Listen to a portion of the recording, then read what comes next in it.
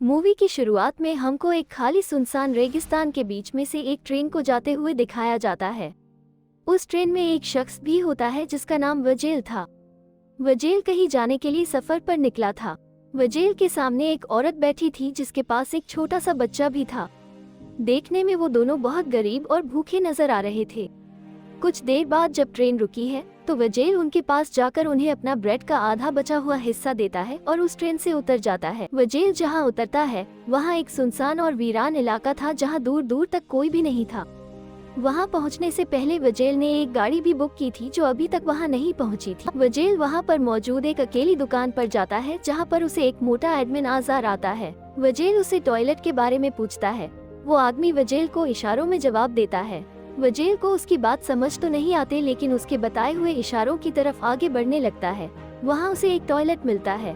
Toilet अंदर से बहुत गंदा और पुराना होता है। अब उसके पास भी और कोई विकल्प नहीं था, इसलिए उसे वहाँ बैठना पड़ता है। कुछ देर में उसका ड्राइवर वहाँ आ जाता है जो कि आवाज लगाकर वजेल को ढूंढने लगता है। उसके बाद वजेल अपने ड्राइवर के साथ बैठकर कॉम्पाउंड नाम की जगह पर जाने लगता है। कुछ देर आगे जाने पर वजेल की उसके ड्राइवर के साथ बहस होने लगती है।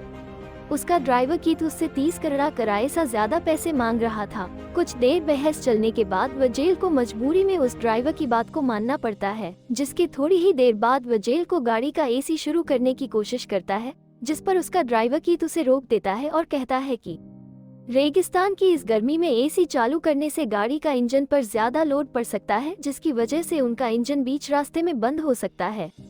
कुछ देर ट्रेवल करने के बाद बदकिस्मती से उन लोगों का टायर पंचर हो जाता है और वो लोग रुककर टायर चेंज करने लगते हैं। वजेल भी टायर चेंज करने में उसकी मदद करता है।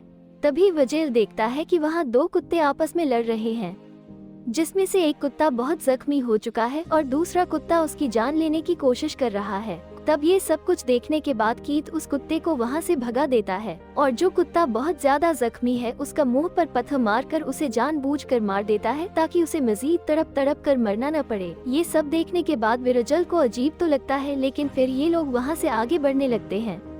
थोड़ा दूर चलने के बाद रात हो जाती है जहाँ ये लोग दोनों रुकने का फैसला करते हैं।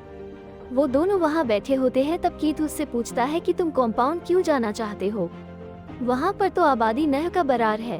तब विरजल उसे बताता है कि वो उसने एक एडवर्टाइजमेंट देखा था और वहाँ अपनी नौकरी करने के लिए जा रहा है और अपनी नई जिंदगी शुरू करेगा। सुबह होते ही वो दोनों उस जगह से आगे बढ़ने लगते हैं और अब गाड़ी विरजल चला रहा था और कीथ आराम कर रहा होता है। कीथ को सोते हुए देखकर विरजल गाड़ी का एसी ज्यादा तेज कर देता है, जिसकी वजह से कुछ ही देर आगे जाने के बाद गाड़ी का इंजन बंद हो जाता है। जैसे ही कीथ को विरजील की इस हरकत का पता चलता है तो वह उसे बहुत खरे खोटी बातें सुनाता है और गाड़ी का इंजन ठीक करने लगता है। तभी विरजील वहाँ पर एक दरख्त के पास जाकर वहाँ पेशाब करने लगता है। विरजील रेगिस्तान में पेशाब कर रहा था तो उसकी नजर एक पीले पत्थर पर पड़ती है। विरजील जैसे ही उस पर से धूल को हटाता है उसे महसूस होता है कि वो एक सोने का पत्थर है। फिर वो अपने ड्राइवर कीथ को बुलाता है और उसे वो पत्थर देखता है। कीथ लाइटर से उस पत्थर को जलाता है और कहता है कि अगर यह काला हुआ तो पत्थर है, अगर नहीं हुआ तो सोना है। जलाने के बाद वो पत्थर और भी ज्यादा चमकने लगता है, जिससे ये कंफर्म हो जाता है कि वो एक प्योर गोल्ड सोने का पत्थर है। फिर इस पत्थर को निकालने के लिए दोनों इसके करीब खुदाई करने लगते हैं, मगर कुछ घंटे खोने के बाद भी ये लोग इस पत्थर को निकालने में कामयाब नहीं हो पाते, क्योंकि वो एक बहुत बड़ी सोने की चट्टान है और वहाँ से निकालने का नाम भी नहीं ले रहा था। ये दोनों उस चट्टान को अपने हाथों से खींचने की कोशिश करते हैं, लेकिन काफी मेहनत और मुश्किलात के बाद भी ये उस चट्टान को जरा सा भी नहीं हिला सकते। ये उस चट्टान को अपने ट्रक के साथ भी खींचने की कोशिश करते हैं, लेकिन इनकी रस्सी टूट जाते हैं। अब देरी देरी रात हो रही होती है। कीथ उसे बताता है कि ये इलाका जंगली कुत्तों और जंगली जानवरों से भरा पड़ा है, लेकिन गोल्ड की लालच में आकर ये लोग यहाँ ही रात गुजारने का इरादा करते हैं। कीथ ये सब देखकर बहुत खुश होता है और ये सोचता है कि अब वो बहुत अमीर हो जाएगा। वो लोग रात को ये गोल्ड को निकालने की नई नई तकरीब के बारे में सोचते हैं, जिसमें ये लोग फैसला करते हैं कि विरजील यही रुककर गोल्ड की रखवाली करेगा और कीथ शेर जाकर खुदाई के लिए बड़ी मशीन लेकर आएगा। कीथ उसे मानना करता है, लेकिन विरजील उसे कहता है कि वो इस शेर में नया है, इसलिए कोई उस पर भरोसा नहीं करेगा और कोई भी उसे वो मशीन उधार नहीं देगा। अब कीथ उसकी बात मान लेता है और एक सैटेलाइट फोन और कुछ खाने पीने का सामान देकर शेर की तरफ घड़ी लेकर निकल जाता है। और जाते वक्त उसे ये भी बताता है कि उसका आने तक कुछ दिन का समय लग सकता है। विरजील अब गोल्ड का पास टेंट लगा देता है जहां वो रह सके और कीथ का इंतजार करता है। और रात होने से पहले वो जल्दी से जाकर लकड़ियां इकट्ठा कर लेता है ताकि वो रात को आग जला सके। लेकिन रात होने के बाद जब वो खाना खा रहा था तो उसे कुत्तों की आवाज आने लगती है, जिसकी वजह से उसे बहुत ज्यादा डर लग रहा है।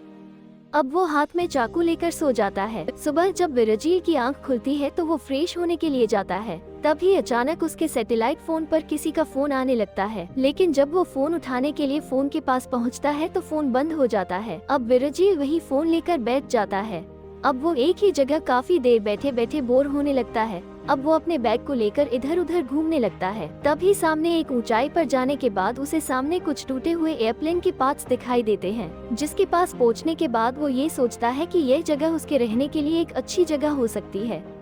मगर रोजे सोने की रखवाली भी करनी थी, इसलिए वो वहाँ से कुछ पार्ट्स को लेकर अपने टेंट के पास ले जाता है। पार्ट्स को लाने की वजह से वो बहुत थक जाता है और कमजोर महसूस करता है, इसलिए वो अपने टेंट में जाकर सो जाता है। कुछ देर सोने के बाद तेज धूप की वजह से उसकी आंखें खुल जाती हैं। अब वो उठकर उस सोने की चट्टान के पास जाकर बैठ जाता है। कुछ न होने की वजह से अब वो खुद से ही बातें करता है। तब उसे ये ख्याल आता है कि वो पत्थर की मदद से उस चट्टान में से एक बड़ा सोने का हिस्सा तोड़ सकता है, जिसको तोड़ने में वो कामयाब भी हो जाता है। जैसे ही वो सोने के हिस्से को अलग करता है तो उसे कीट की कॉल आ जाती है। कीट उसे बताता है कि गाड़ी का इंजन हीटिंग की वजह से खराब हो गया है, जिसकी वजह से उसकी गाड़ी रास्ते में ही खराब हो गई है। अब उसे कुछ और समय लग सकता है।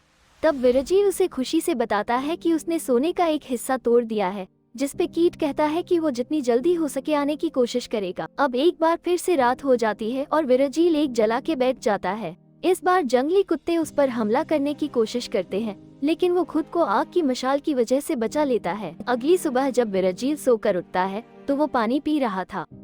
तभी वो देखता है कि उसकी तरफ एक जंगली सांप आ रहा है।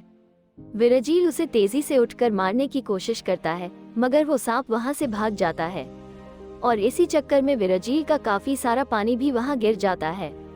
अब वो दोबारा पुराने एयरप्लेन के पास जाता है और वहां से एयरप्लेन का कुछ टुकड़े लाता है ताकि वो तेज धूप से बच सके।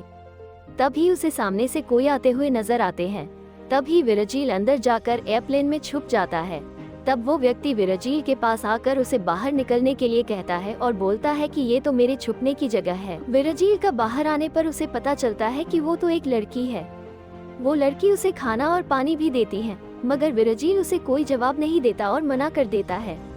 अब उस लड़की को इस पर शक होने लगता है, इसलिए वो विरजील से सवाल पर सवाल पूछने लगती है, जिससे विरजील परेशान हो जाता है और वहाँ से उठकर आगे जाने लगता है।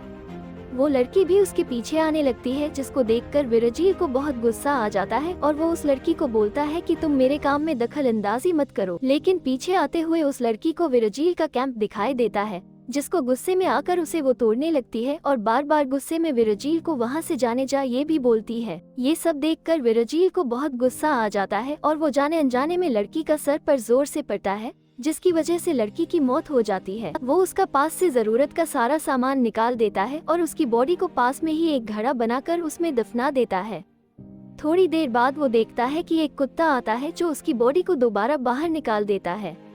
बेचारे विरजील के पास और कोई ऑप्शन ना होने की वजह से वो उस लेडी की बॉडी को थोड़ा दूर जाकर आग से गला देता है। और ये सब कुछ देखने के बाद विरजील की आंखों से आंसू भी आने लगते हैं, क्योंकि वो ऐसा नहीं करना चाहता था। इसके बाद अगली सुबह जैसे ही वो उठता है तो उसका सैटेलाइट फोन पर किसी का फोन आता है। ये फोन कीट का होता है। कीट उसे बताता है कि उसे वो मशीन मिल चुकी है, लेकिन वो बहुत हैवी है, इसलिए उसे आने में उसे कुछ टाइम लग जाएगा।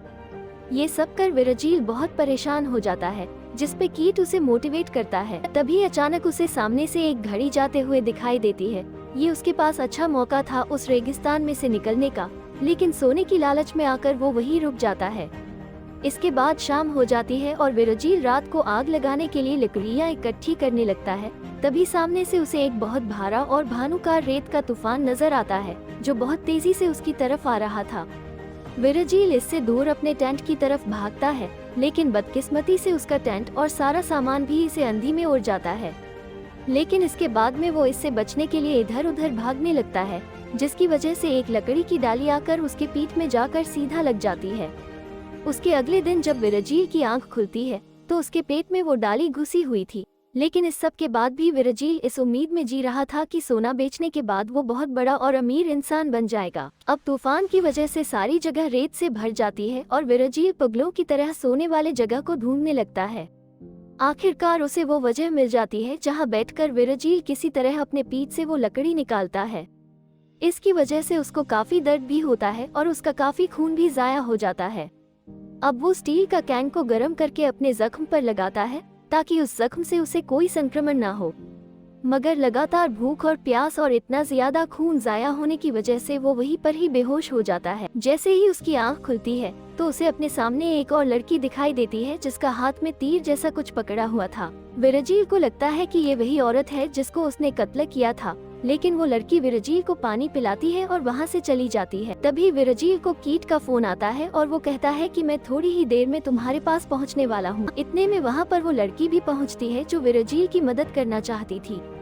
विरजील अपने सोने वाले राज को राज ही रखना चाहता है, इसीलिए वो उस लड़की को कुछ नहीं बताता और उसे वहाँ से जाने के लिए बोलता है। वो लड़की उसे कहती है कि मुझे तुमसे कुछ नहीं चाहिए, मुझे बस इतना बता दो कि तुमने मेरी बहन को देखा है या नहीं। इतने में विरजील देखता है कि चारों तरफ से जंगली कुत्तों ने उसको घेर लिया हुआ है, जिसकी वजह से वो जल्दी से कीट को फोन लगाकर रूह रूह कर उसे जल्दी से आने के लिए कहता है, जिसपे कीट कहता है कि मैं जल्दी ही तुम्हारे पास पहुंच जाऊंगा। अगले सीन में देखते हैं कि कीट पास बैठकर उसे दूरबीन से देख रहा था। देखते ही देखते जंगली कुत्ते विरजील को नोच नोच कर खा रहे हैं। ये देखकर कीट भी अपनी मशीन लेकर वहां पर पहुंच जाता है, जहां पर वो विरजील की लाश को देखता है, जिससे हमें उसके इरादे का भी पता चल पाता है। अब जैसे ही गाड़ी से कुछ सामान लेने गाड़ी में जाता है और जैसे ही बाहर निकलता है तो एक तीर सीधा आकर उसकी छाती में लगता है। काफी इधर उधर देखने के बाद उसे नहीं पता चलता कि ये तीर उसने किसने मारा है। काफी ढूंढने के बाद पता चलता है कि ये तीर उसी लड़की ने मारा था जो विरजील के पास अपनी बहन को ढूंढने के लिए आई थी। उसको विरजील की हरकतों की वजह से उस पर शक हो जाता है और उसे सोने का राज का भी पता चल जाता है, जिसकी वजह से वो कीट को भी मार देते हैं। तो इस तरह यह मूवी यहाँ खत्म हो जाती है।